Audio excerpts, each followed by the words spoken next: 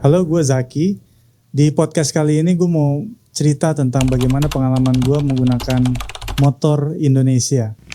Yang hari ini negara sedang fokus untuk menghasilkan industri-industri yang dilahirkan dari tangan anak-anak Indonesia. Dan kebayang bahwa ternyata jauh sebelum hiruk pikuk soal kendaraan Indonesia yang sekarang sedang begitu banyak bermunculan, di tahun 2012-2013, gue secara pribadi sudah mulai menggunakan motor Indonesia.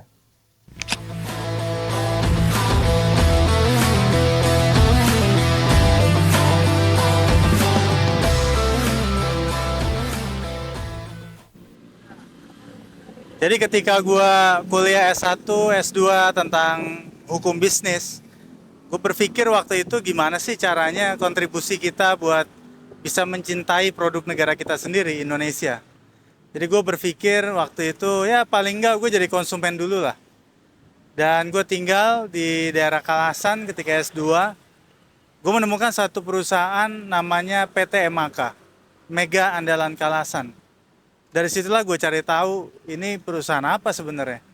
Ternyata perusahaan ini dimulai dari perusahaan yang menjual plat motor, lalu kemudian dia membuat beberapa usaha lain, jatuh bangun, sampai kemudian dia mulai stabil dengan bisnis, membuat alat-alat rumah sakit termasuk kasur-kasur yang kalau lo temuin di beberapa rumah sakit, di ruang UGD, itu produknya ada produk dari MAK. Di salah satu sudut Yogyakarta, berdiri sebuah pabrik yang mempekerjakan 800 karyawan berkomitmen tinggi. Mereka sehari-hari mendedikasikan tenaga demi membuat produk-produk yang akan menempati nyaris setiap rumah sakit di salah satu negara berpenduduk terbanyak di dunia, Indonesia. Dengan tingkat kualitas yang telah mematuhi standar peraturan internasional seperti sistem manajemen mutu untuk perangkat medis, sistem manajemen kesehatan dan keselamatan kerja, sistem manajemen lingkungan. Produk-produk MAK telah diekspor ke lebih dari 30 negara di berbagai belahan dunia. Satu-satunya jalan untuk menjangkau negara-negara itu adalah dengan menjadi produsen furnitur rumah sakit terbesar di dunia.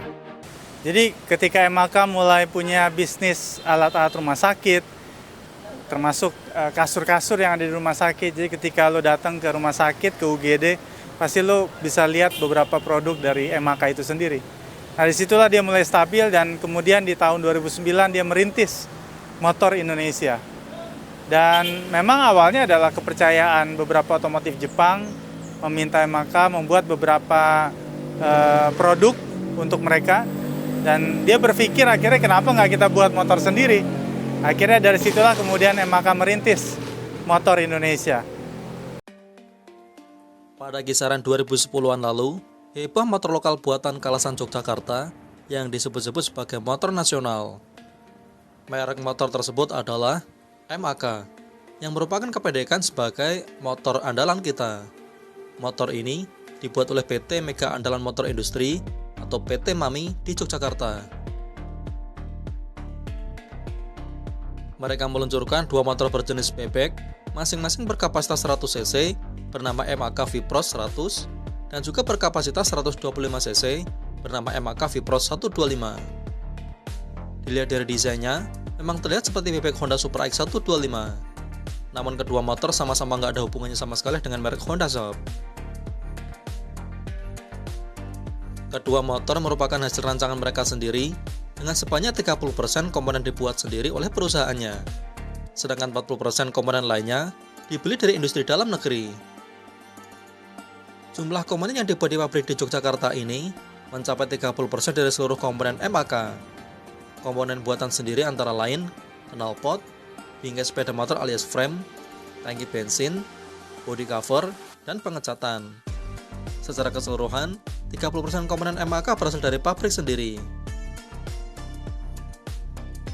Lalu sebanyak 40% komponen lainnya didatangkan dari berbagai industri lokal yang tersebar di Yogyakarta. Dan gue mulai waktu itu dengan membeli satu unit motor 100 cc harganya cuma 9,8 juta, dan satu showroom rame karena pada saat itu itulah motor pertama Yamaha yang berplat B Jakarta. Dan akhirnya kemudian gue banyak dapat cerita dari situ, ternyata motor ini lolos TUV dan berstandar kendaraan Eropa.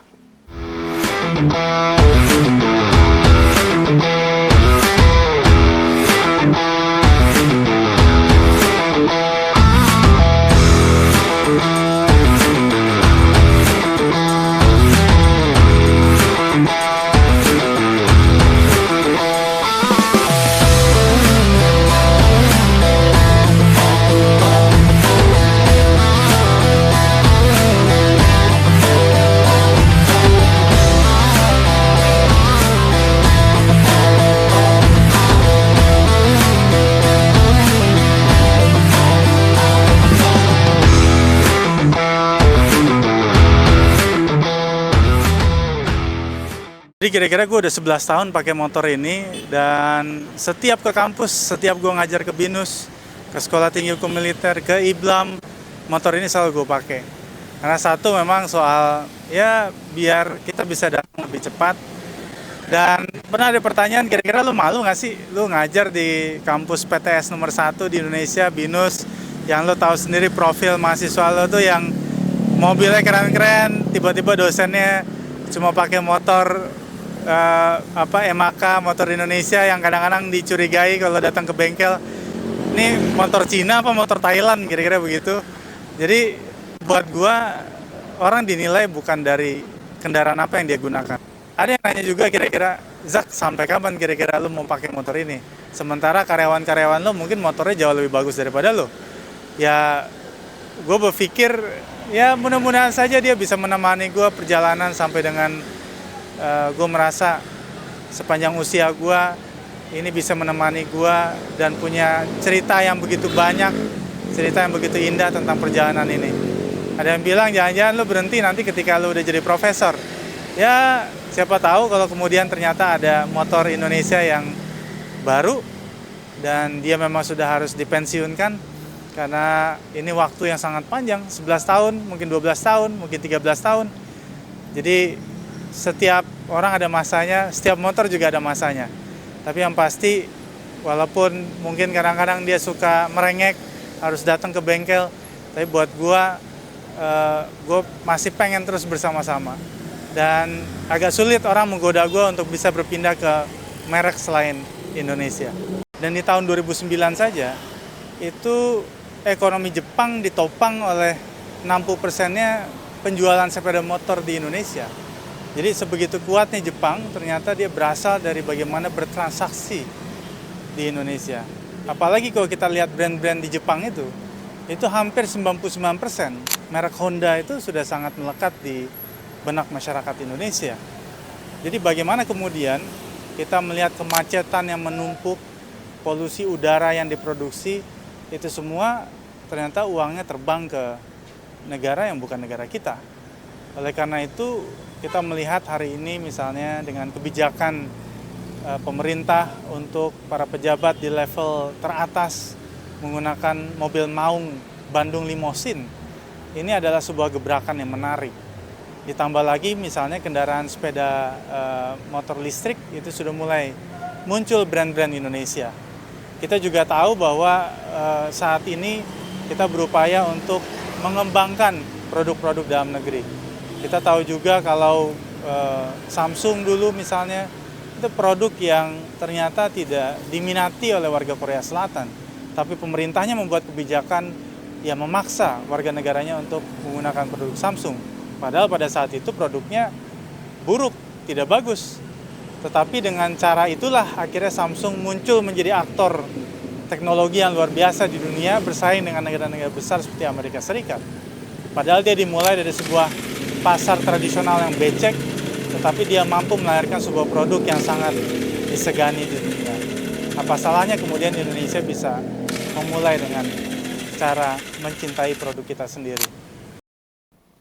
Motor Yamaha itu mengingatkan kita pada keberanian bangsa ini untuk kemudian mampu memproduksi gagasannya sendiri.